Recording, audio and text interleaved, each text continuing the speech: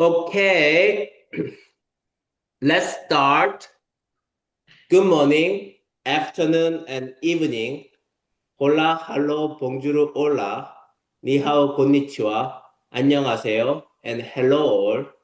Welcome and thank you, SynBYSS people, for joining us, the 184th seminar, and I call it NIBIB NIH Day. Time really flies. This is cliche, but I really feel that way. This is the last webinar of 2025, although we have the 2026 seminar series already scheduled. So far, we have 520 speakers. Among them, we have one Nobel laureate, 27 National Academy members, 48 funding agency directors, 20 editors-in-chief. I didn't know we had the 20 synthetic biology journal until I counted. 15 Nature and Cell Journal editors, and of course, most importantly, 251 rising stars line up for next year and the following years, and then entire, four and a half years we already had. I sincerely thank all the speakers and audience. You or we made this webinar series a success, and then we continue to succeed in the future. Okay, it is my tremendous honor to introduce very briefly our pioneer speaker, Dr. Nichole Daringer. She is a program director at Biomolecular Technologies, National Institute of Biomedical Imaging and Bioengineering, or in short, NIBIB, of the National Institutes of Health.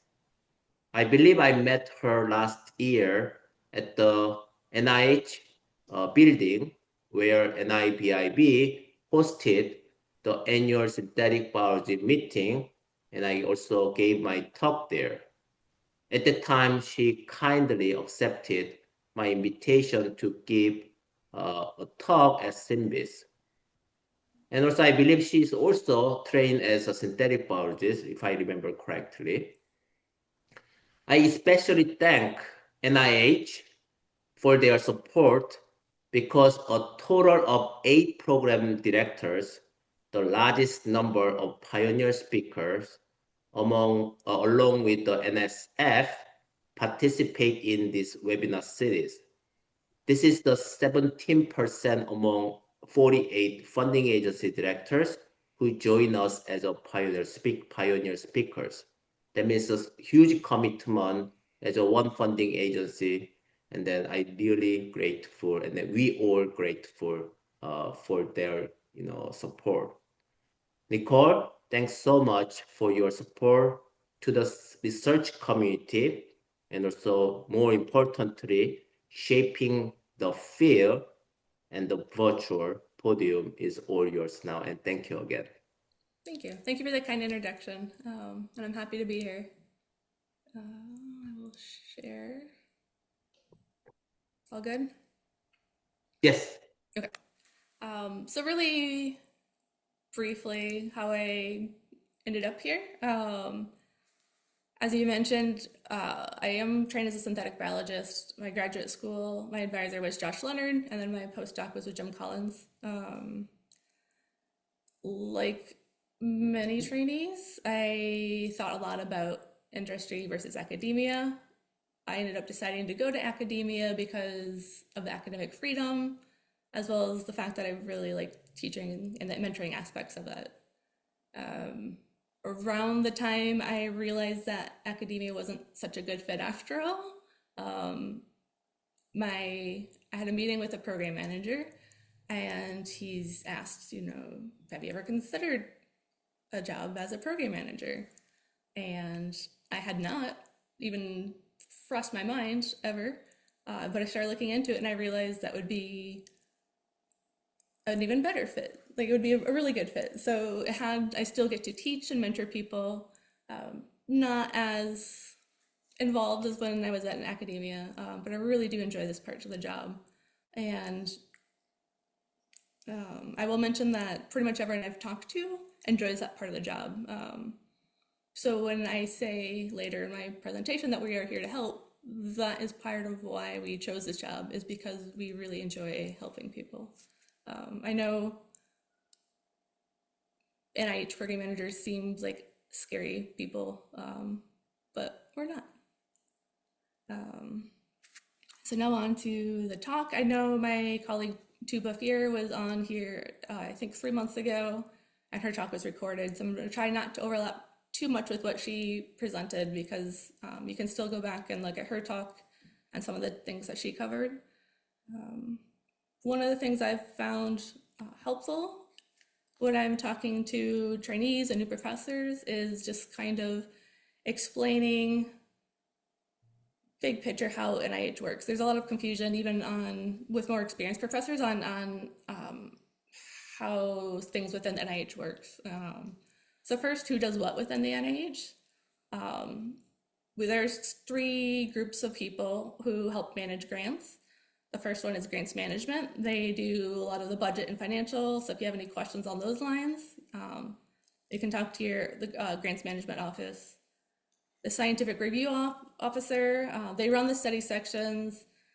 You can contact them for detailed questions about your review and which study sections maybe that might be a good fit for your project. And then program managers like myself. So we're the main contact for most other things.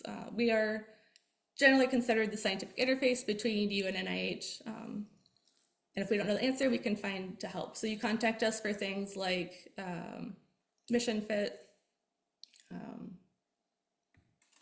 Okay, perfect. So when do you contact us? Before submission, always contact a PO to confirm mission fit for a specific institute.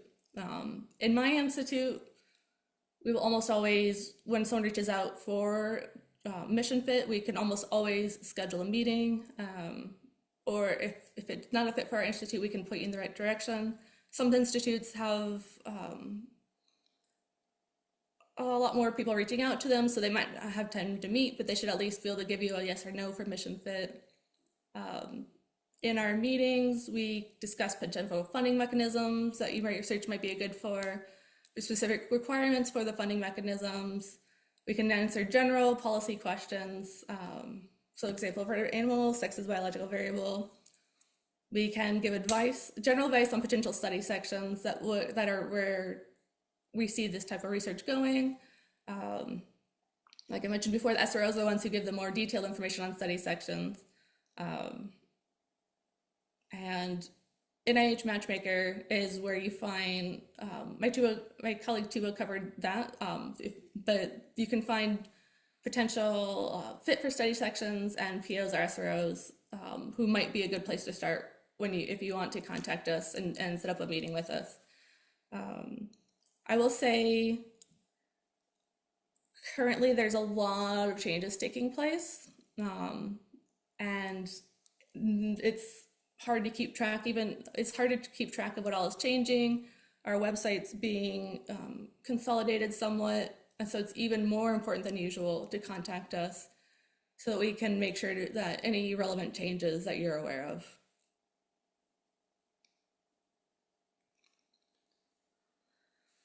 After you submit, one thing that's a common misunderstanding is your institute assignments are independent from study section assignments.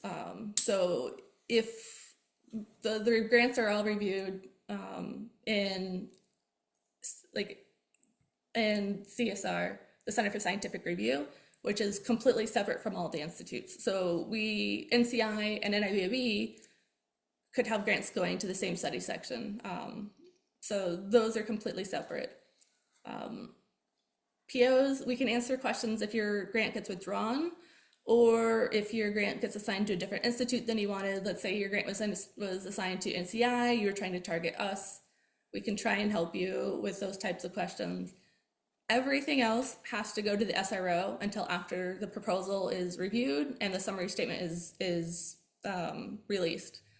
The POs are kept completely out of everything involving review intentionally. And so we can't discuss anything other than withdrawals or institute assignment. We can't discuss anything with you about your grant until the summary statement is released.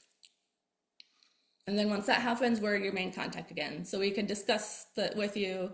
We can give you advice on how to proceed, whether to resubmit, what types of things you might want to consider for your resubmission. And we often listen to the grants getting reviewed, so we can give you feedback on maybe how much weight did the reviewers give this versus that was mentioned in your summary statement. There's one other thing I was going to mention, but I forgot, so I might just randomly jump back to that later.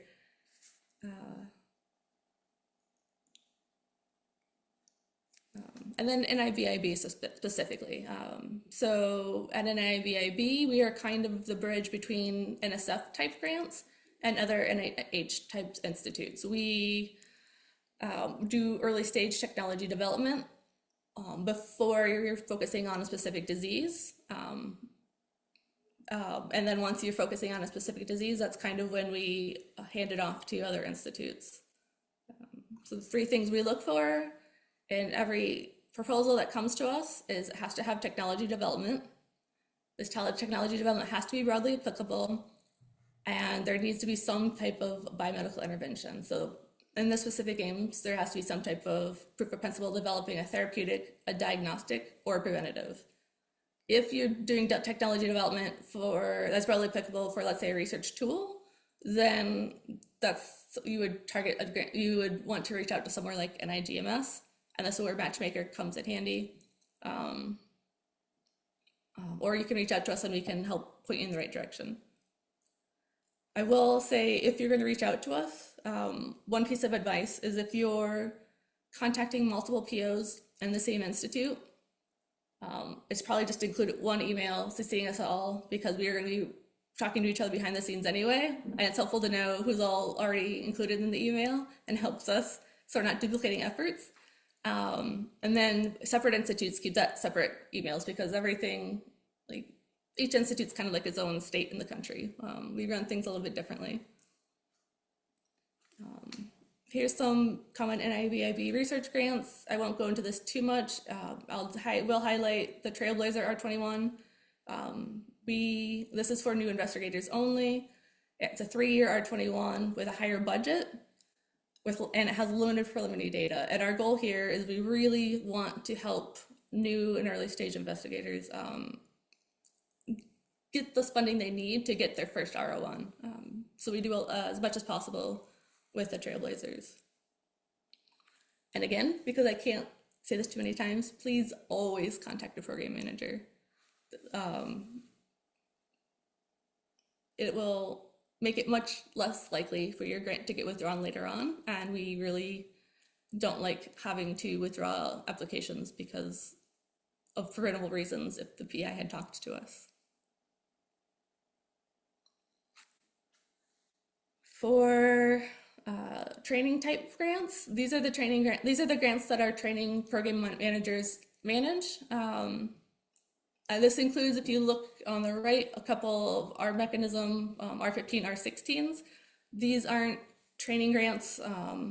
They are for established investigators, but in our institute, they're managed by the training program managers, because they look at things like if the university is in a rural area, or if the university receives very low NIH funding. There's special review situations there.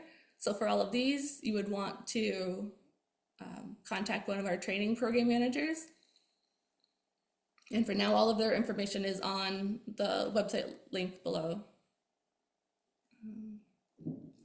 And then this just links back to the previous slide, which ones are fellowships, which ones that go to the some of them are to the institute, some of them are to the individual, and what just a little more information.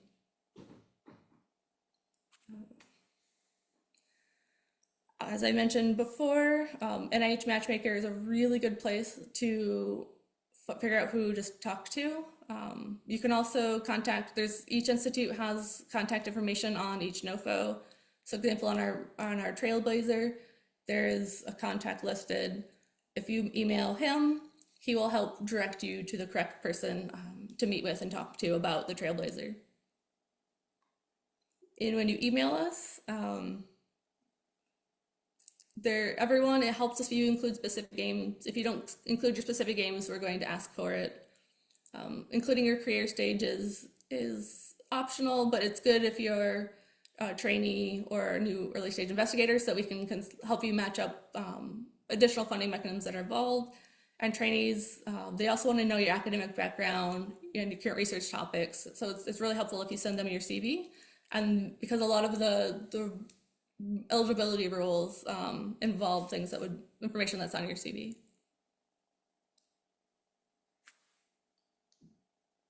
Yeah, and we're just there to help you figure out what mechanism, which institute, whether you're eligible, and when to apply. A couple of things I'm just going to talk briefly about to make you aware of it. We have a lot of commercialization type programs. If you're interested in making a startup company, or if you want to make sure your research is done in the best way possible to make it so it can be commercialized eventually, these types of programs, you can email the email listed there for more information. And then we even have, in addition to the training for PIs, we do have the training opportunities for trainees listed here. And if you're interested in those, again, email, and especially in our institute, we'll make sure you get to where you need to go. And that is it. Thank you so much. This is the wonderful information, and I want to emphasize again, program manager is not scary people. They are very friendly. They wanted to help you. I guess, I mean, scary people is the reviewers, basically too harsh to your, proposal. But program manager always wanting to give you money, but the money is limited. That's the you wanted to understand. So always contact program manager. They even guide how to frame your proposal, in which direction. So that's one of the important one. And then you can think program manager as advisor. I mean, that basically, doing so. And by the way, I didn't know your advisor is Jim Collins. I had a great time in Korea.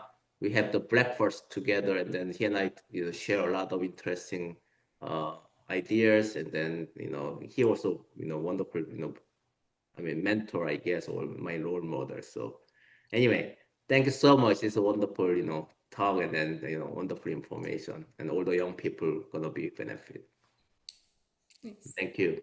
All right. So now the main speaker of today with a longer introduction, Dr. Chenggang Z, on his PhD in chemical engineering from Washington University, St. Louis.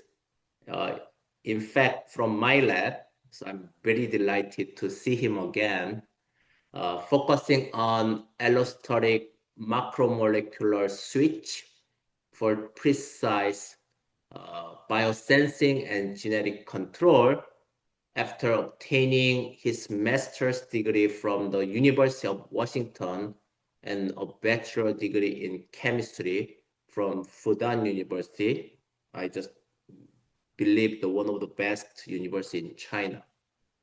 His research includes developing high throughput screening method for transcription factors, small regulatory RNAs, and CRISPR guide RNA switch across both prokaryotic and eukaryotic systems. I also wanted to emphasize I used to be just bacteria guy, but he actually expand my portfolio to eukaryotic systems. I'm so glad, he actually achieved my kind of expansion kind of goal. He expanded his research during the postdoctoral position right now at UC Santa Cruz, where he focuses on the de novo design of luciferase and its biomedical applications. I just got to know today his funding under current, advisor also coming from NIBIB, NIH. So I also so glad to see the impact already NIH kind of giving us all the researcher. And thank you again, NIH. Chenggang is interested in rapidly characterizing biomolecular variants, applying his expertise in synthetic biology and computational protein design to optimize biocatalyst systems, enhance biosensor performance, and explore protein metabolite interactome. Chenggang, just joined my lab, many years ago, and then I even do not remember, the time, but Chenggang become one of the wonderful researcher in my lab, and then one of the best in my lab, I would say. So Chenggang, great to see you again, and thank you again for your time today. And then please take it away. It's all yours now. Thank you. Thank you. Let me share my screen. Sure. Oh, Coming. can you see it? Yep. Nice. Thank you, Dr. Mo, for your wonderful introduction. And I'm deeply grateful to you for your efforts in bringing the synthetic biology community together and for providing the guidance to young researchers through this inspiring seminar series. And I personally watch it every week during my PhD, and that's a great opportunity to learn synthetic biology topics from all kinds of fields. And today, I'm eventually here as a speaker, and I'm excited to share the work that I've carried out over the past few years on the structural guided design of biosensing elements for synthetic biology research. And I'm now currently a postdoc at the Year Lab from Biomolecular Engineering at UC Santa Cruz. My research journey has in many ways mirrored the path of the Nobel Prize in chemistry. I began with designing supramolecular frameworks that mimic natural biomolecular assemblies for drug delivery applications. And I was fascinated by the structure-function relationships of these synthetic macromolecules, which led me to the University of Washington, where I explored RNA engineering and developed multi-input CRISPR guide-RNA sensors. After that, I joined Dr. Moon's lab to work on engineered probiotics, focusing on expanding the synthetic biology toolbox through protein and RNA engineering. As the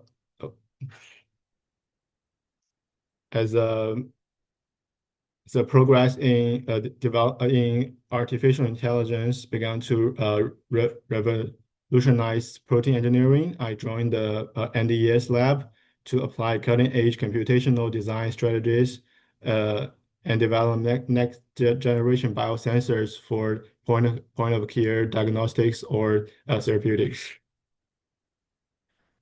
Protein-based biosensors are powerful emerging tools for in vitro diagnostics designed to couple analyte-induced conformational change in a recognition domain with a receptor module to generate a reporter module to generate amplified measurable signals beyond by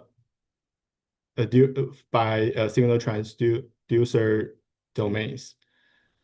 Beyond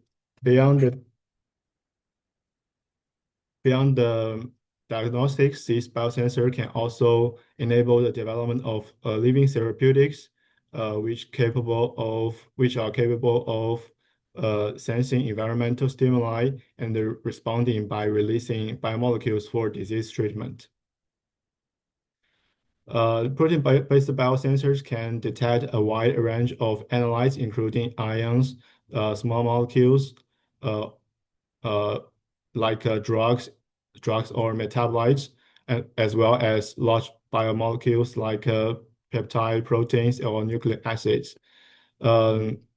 We can also employ native receptors or synthetic binders as a receptor domain to perceive those signal stimuli. And the signal transduction in protein-based biosensors is commonly achieved through a off to on switch or ratiometric shifts driven by the rearrangement of the reporter domain. These changes can be involved in conformational change, protein conformational change, covalent modifications, or protein dimerizations. The resulting readouts can be fluorescent, luminescent, or colorimetric, which are typically generated through mechanisms like protein complementation, proximity-induced energy transfer, or transcriptional activation of the reporter genes. Current efforts in protein engineering focus on expanding the detection range of those biosensors and enable the monitor of signals without limitation. And equally important is enhancing the biosensing specificity to minimize interference from structurally similar molecules, and also ensure accurate and reliable detections by enhancing the biosensing specificity. We also aim to develop modular genetic components that can be reusable across different biological contexts. Also, as an analytical tool, a biosensor should offer a broader linear range and dynamic range, enabling performance comparable to the traditional detection methods. Finally, the reporter module itself must be optimized to extend the signal duration and can provide customizable output for different biological samples. To demonstrate the power of structure-guided design in biosensor development, we have engineered several classes of biosensors, including transcriptional, RNA-based, and luciferase-based biosensing systems to detect a wide range of signals, including aromatic metabolites, mRNA sequence, or small molecules, as well as some plant or human hormones, small molecule drugs, and other biomolecules.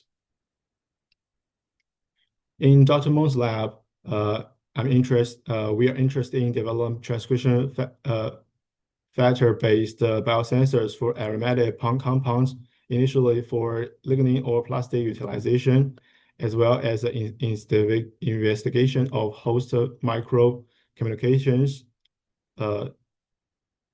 in human body.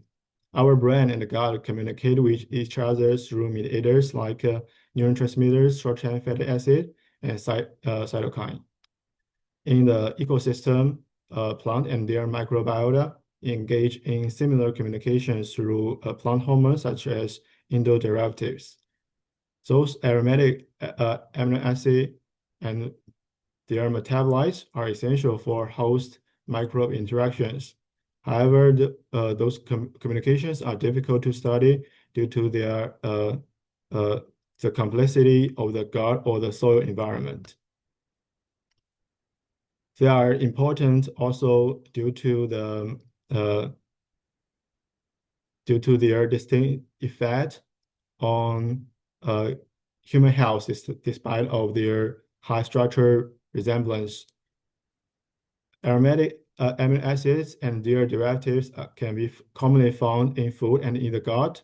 However, excessive amount of phenylalanine and tyrosine can be poisonous to patients with phenylketonuria or tyrosinemia type 2. Phenethylamine, amphetamine-like antidepressant is commonly found in wine and chocolate, but extreme level of phenethylamine are associated with various psychological disorders. Additionally, consuming tyramine-rich food can lead to blood pressure increase or even food poisoning. Moreover, dopamine and tryptamine analog to serotonin have totally opposite effects on mood or gastrointestinal mortality. Therefore, an efficient and reliable method that can differentiate those signals are important to accurately detect those compound level in the human body. Taking the phenylalanine biosensor as an example, several types of detection methods have developed based on transcription factors, enzymes, or aptamers. Among them, transcription factor-based wholesale biosensors are easy to use, cost-effective, and can achieve in vivo detection and in situ regulation. Unfortunately, most of these biosensors are promiscuous when employing Y-type transcription factors, meaning they respond to multiple effectors simultaneously. Through our engineering, we have devised ligand-specific biosensors for various aromatic amino acid and their analogs in engineered probiotics, E. coli Nichole 1917. Tyra-R is our first structure-guided design. There are two ligand binding pockets that respectively mediate the formation of dimer or hexamer to bind one or two transcription factor binding sites. Therefore, disrupting one of the ligand binding pocket can lead to the specific sensing of the other ligand, and vice versa. However, the key residues for this research are all from literature, since the Tyra-R structure is well studied. What if the structure is unknown? For this case, the neuroactive amine biosensing, the enzyme TNA convert the monoamines into their corresponding aldehydes, and the aldehydes then bind to the corresponding FER regulator, which in turn activate the transcriptional regulation by the pTNA promoter. In this case, Y-type sensor remain promiscuous, but the structure of the FER regulator is unknown. So we developed a growth-based dual screening method for the directed evolution of the mutagenized TNA. However, only when we incorporate random mutagenesis on the FER regulator, we identified the PA-specific biosensor containing an additional mutation on the FER regulator randomly. With the help of the molecular modeling techniques, we primarily identify several key residues around the 81 site we identified during the directed evolution. But due to limited accuracy before the AlphaFold came out, we can only rely on saturation mutagenesis, and it still successfully produce some ligand-specific variants for phenethylamine and tyramine. Notably, by mapping all the activity of each variant according to its size and hydrophobicity index, of the substituting amino acid, we can see that all allowable variants are clustered as a continuous area, and larger substitution, more hydrophobic substitution can favor the PA binding, while smaller, more hydrophilic substitution will favor the binding of a smaller hydrophobic while favor the larger molecule tyramine. And we believe that by screening more residues around the active sites, we can infer the correct ligand binding conformations for the structural similar ligands. After the AlphaFold become a powerful tool in protein folding prediction, we performed a structure prediction from AlphaFold 2 and 3, and we demonstrate that there are two DNA binding conformations, and the switch of those two conformations are mediated by the first 20 amino acid in a VR regulator. And it formed a helical latch that controls the conformational change. So we selected those important residues around the helical latch and performed the mutational screening. The activity and specificity heat map identified the beneficial mutations with improved specificities, as well as key residues containing those beneficial mutations. Firstly, we identified a particularly interesting residue C20, where only the Y-type variant is active. It means it is very crucial for the activity of the VR regulator, and this C20 residue is located exactly at the end of the helical latch, confirming that the conformational change is partially controlled by this R helix. In addition, when we locate those residues with improved fitness, we found that those with PA specificity were located at the bottom of the beta barrier, those with tyramine enhancements in the middle, and those beneficial for dopamine at the top. These beneficial mutations repel or accommodate a unique hydroxyl group on those three similar molecules and achieve ligand specificity closely aligned with the structural variants of those three molecules. Also, the placement of these mutations indicate the possible ligand binding conformations for these three molecules, as shown in this simplified beta barrier model. We also identified diverse garden microbes that contain the TNA-VR pathways, and the ligand binding sites, the DNA binding domains, are highly conserved. By testing multiple combinations with TNA and VR from different origins, we found one VR regulator homolog with improved tyramine specificity, which could be a more optimal evolutionary starting point than the E. coli version for the tryptamine sensor.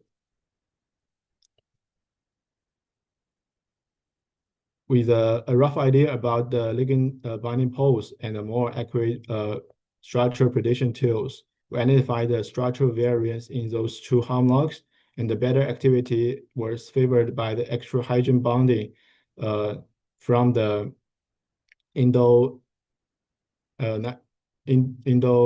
nitrogen hydrogen to the Q117 residue caused by the mutation of I-84 or I-109.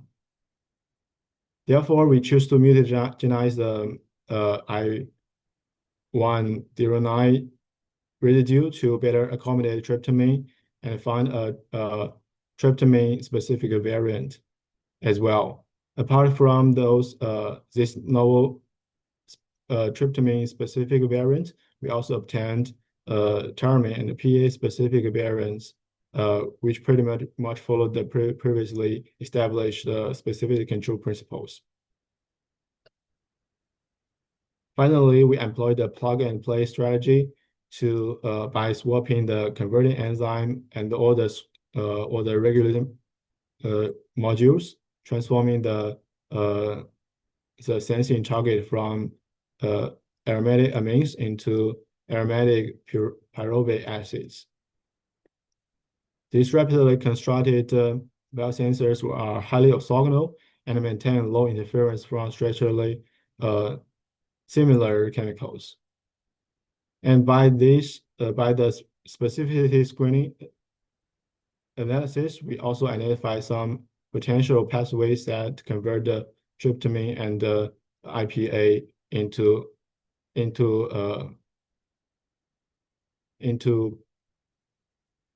IPYA as well. And by looking into the tryptophan derivative chemical space, tryptamine and the IPYA are both precursors of indoacetic acid, IAA, or auxin, which is a plant hormone with significant physiological functions in human body. Therefore, we are also interested in developing IA-specific sensor from another transcription factor, TRPR. TRPR is a well-characterized transcription factor, but the substrate, intermediate, and the product of the IA synthesis pathway can differentially affect the transcription regulation. Through specificity analysis, the effectors of TRPR can be grouped into co-repressors or de-repressors, which respectively favor or disfavor the transcription factor dimerization. Among a group of evolved TRPR with the initial variant TRPR01 exhibited the best IA-induced fluorescence fold change, so we chose this variant for further modifications. By structural analysis, those two groups of ligands adopt different poses in the ligand binding pocket, leading R84 to differentially interact with the DNA. S88 is a unique binding site for alpha substituted acids, which are co-repressors. So by mutagenize the S88 site, we can diminish the binding of TRPR to the co-repressors.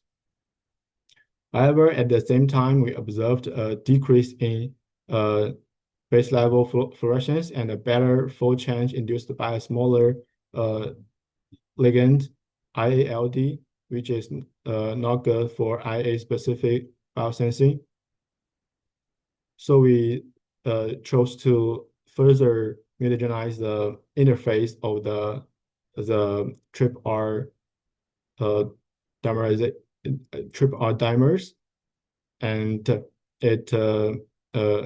it ended up with improved specificity for IAA.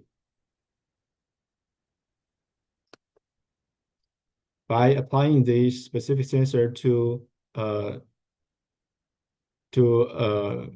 enzymatic conversion of IAM into IA, we can develop a IAM pathway biosensor which can detect the IA conversion from the IAM converting enzyme IAH. And by the HPLC study, we can also confirm that the IAH is promiscuous, which can simultaneously catalyze IAM and IPYA. And it indicates that this IAH can be further evolved by our IA-specific TRPR sensor variants. With the aid of the structure prediction methods, we have successfully developed several ligand-specific biosensors for multiple aromatic amino acids or aromatic amines and aromatic acids. These biosensing tools can enable the further development of corresponding living therapeutics and self-regulated microbial cell factories. After three years of protein engineering project in my PhD, and the protein engineering project was accidentally interrupted by Dr. Meng's temporary leaving, but it is also a good opportunity for me to switch gear to develop RNA sensors, which I initiated during my master project from James Cruz's lab.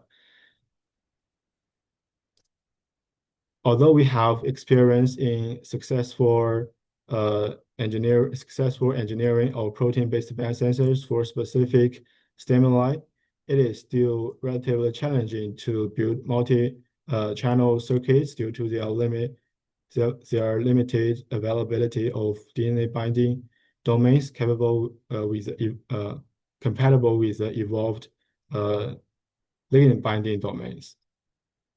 However, orthogonal RNA regulators are much more easier to assemble together without the need for linker optimizations, as long as you can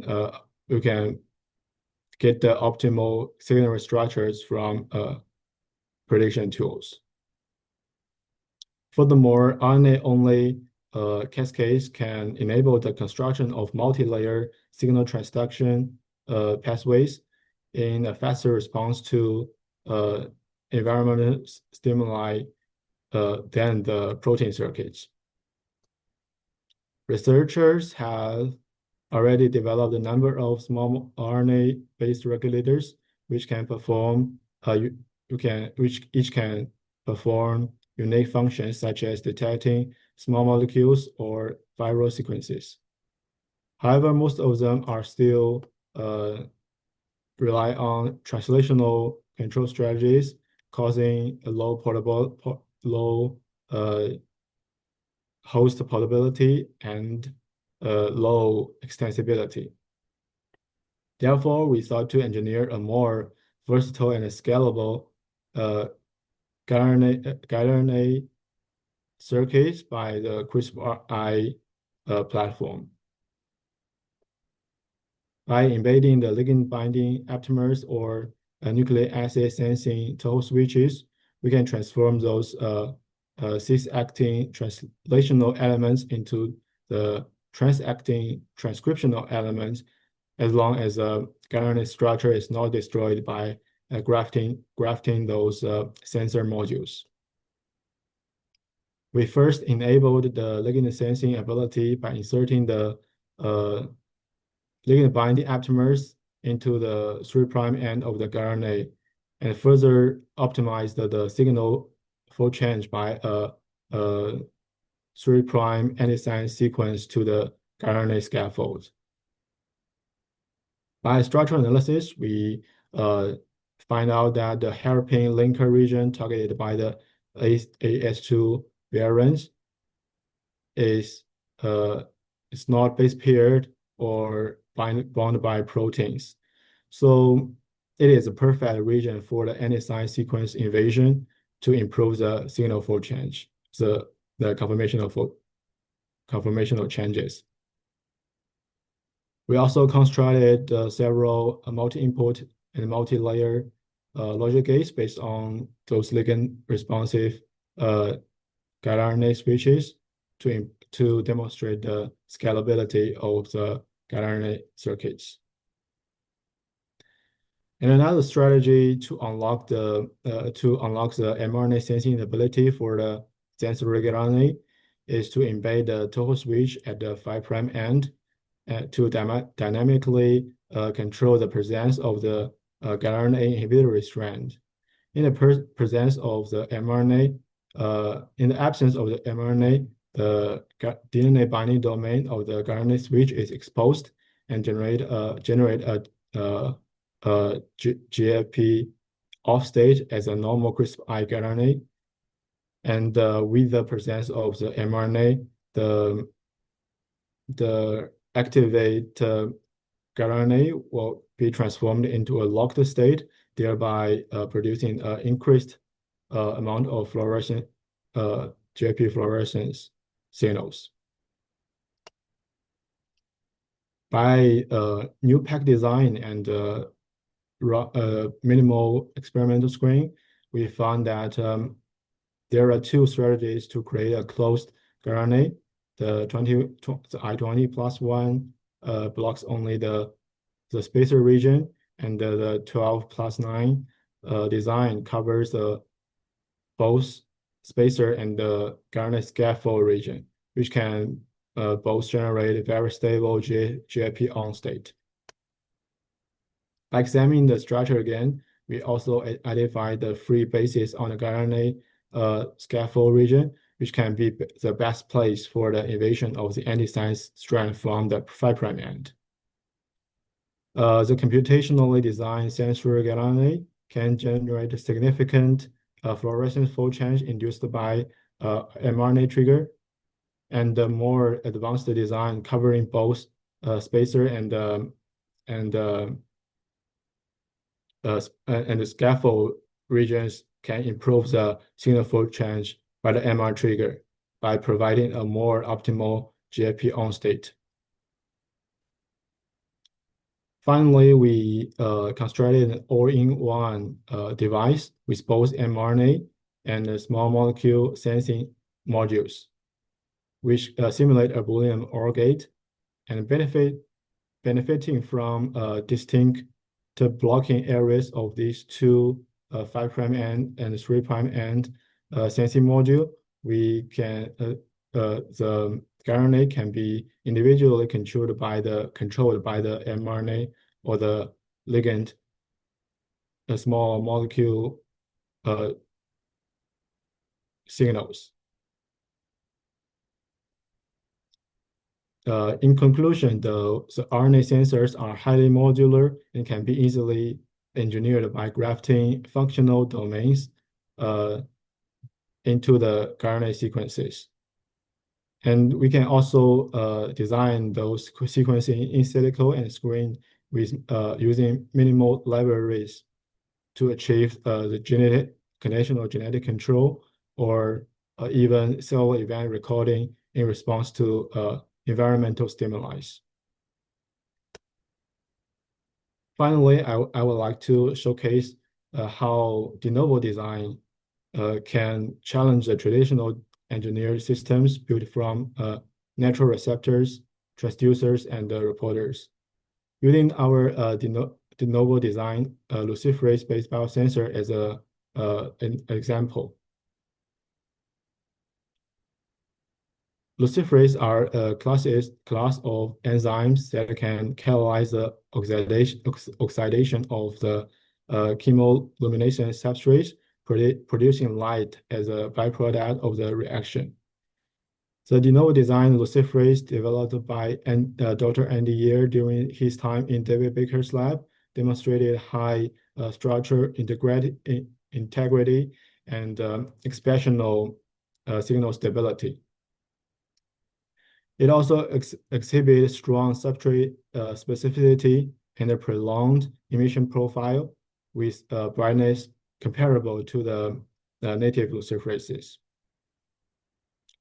Luciferase is a widely used tool in various assays, including measurement of cell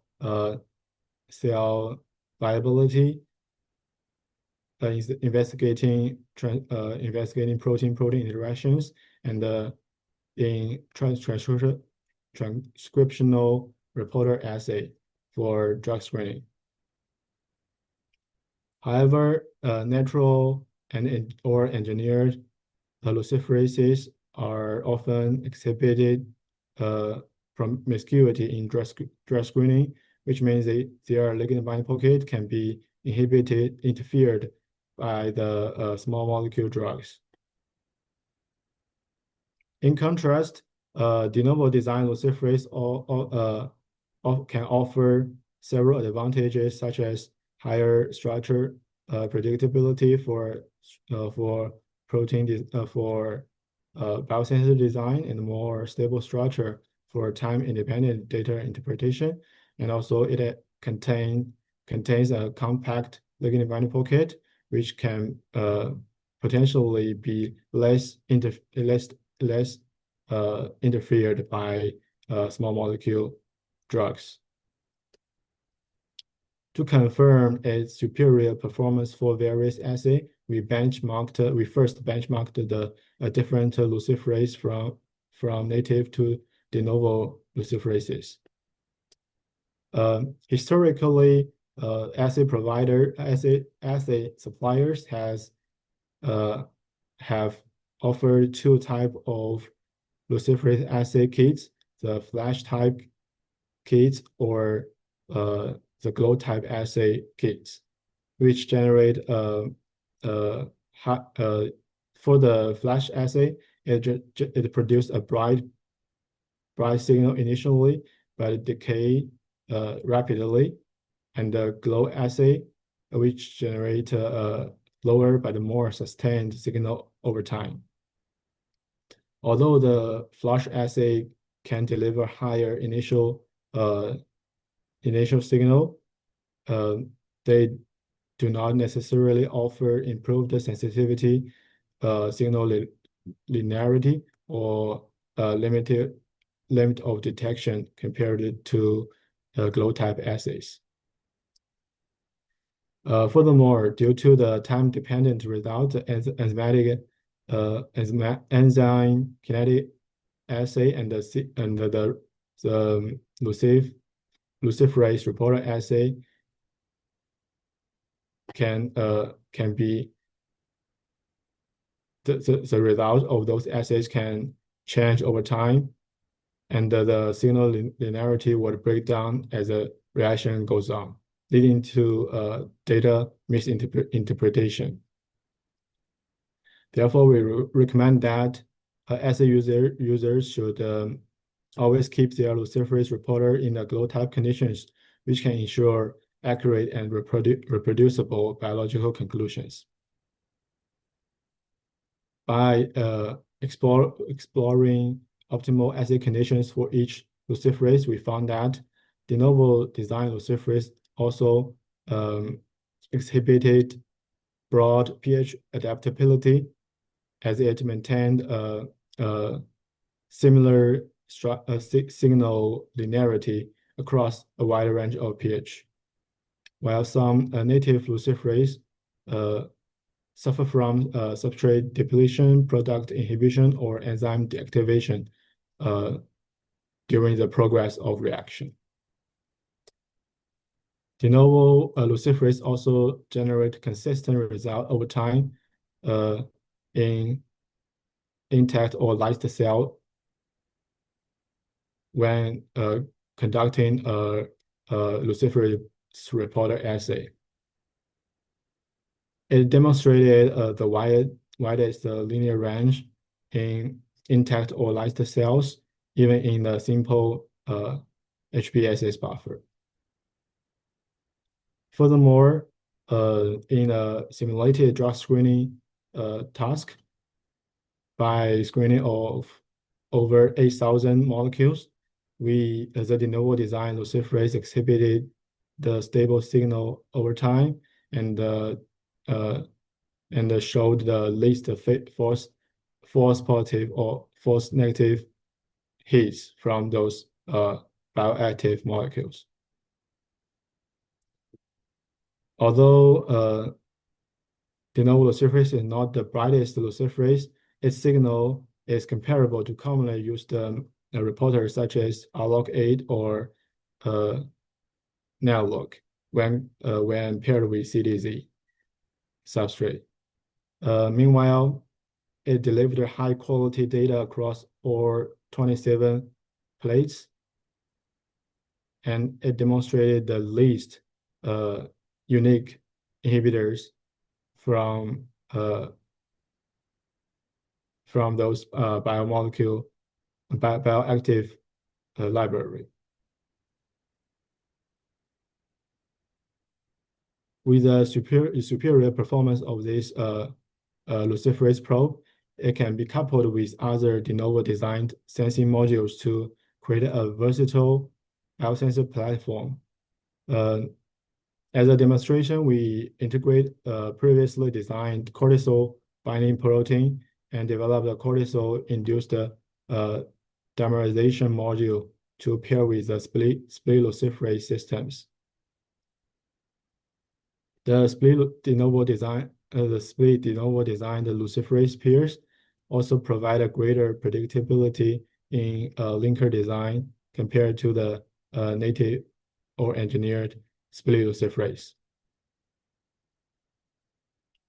This in silico design can reduce the need for extensive experimental screening and can successfully produce a cortisol sensor with extreme stability across various biological samples, making it well suitable for point-of-care diagnostics. Finally, the de novo design biosensing modules exhibit intrinsic specificity for its target molecule, even when challenged with closely relevant structural analogs. Above all, de novo design luciferase-based biosensing system can detect a broad range of targets using the plug and play strategy, and they are user-friendly and can be operated in different sample matrices, and they are point of care compatible by a simple mix and read format, which require no plate preparation or specialized equipment. These advances bring the biosensor technology one step closer to commercial translation and the real-world applications. So finally, I'm always aspired to be a kind of engineer who apply cutting-edge technologies to the real-world challenges, and I'm deeply grateful to everyone who has supported me in completing my research goals, especially my advisors, Dr. Meng, James, and Andy. We'll continue working on this direction to help shape a brighter future for biosensing technologies. Thank you. Fantastic talk. Thank you. You already achieved a lot. I mean, during just 1 year. That's amazing. That confirmed my, feeling about you. So it's amazing. Thank you. Nichole, do you have any comment, question before I ask some question? I have one question. First of all, I really like this. It's really neat. It's okay if you can't answer this question off the top of your head, but it's important to think about. So I'm asking this as a program manager. Can you think of any specific uses for this technology, like a specific disease or specific ligand, where what you're building will be better than what exists? The current, I think, our current project under development is to design sensors for small hormone peptide, and we don't have natural binders for those peptides. We only have antibodies, and with de novo designed helical binders, which can be easily fused with our luciferase reporters, we can reach the picomolar sensitivity, which is much closer to at the clinical relevant concentration. And because our biosensors are watch-free and point of care compatible, they can be detected by eyes or just camera, phone camera. We can achieve a comparable or even better performance than the antibody-based technologies. And these proteins are computational design, and they are highly stable even in the room temperature. So they are easier to transfer and easier to distribute and store, and they are much more useful in underdeveloped areas. Perfect. That's a great answer. Part of the reason I asked this, make sure you include that in any grant applications in the Yeah, future. cool. Yeah, Part of the reason I asked this is because, especially in synthetic biology, we like building the technology, and then sometimes we want to figure out later on what the best case is, the use case. But reviewers don't like that. They want to know that whatever you're using as your test case, if it's successful, is something useful. It's going to be better than what's already available. It's going to advance the field in some way. So that is perfect. thank Yeah, you. so I agree with you 100%. It's time to do their delivery, their product, rather than working with the toy system. I call it toy system. Toy system, no longer appeal to the community. So we need to have the real specific compound that relevant to health.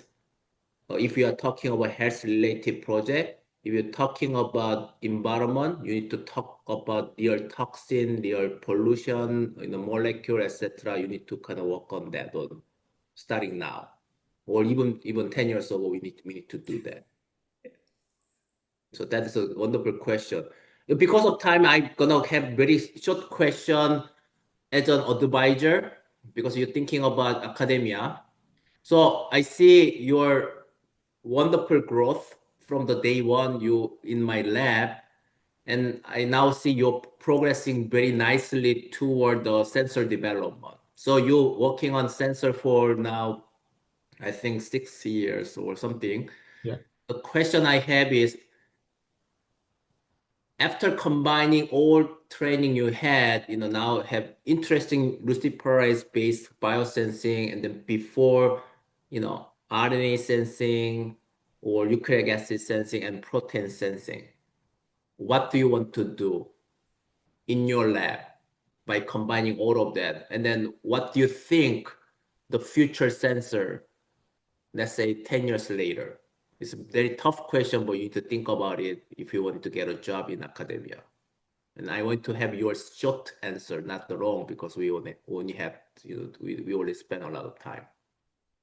Yes, I think my previous experience have been split into two areas. One, in vitro-based protein biosensors, and also another wholesale-based biosensors.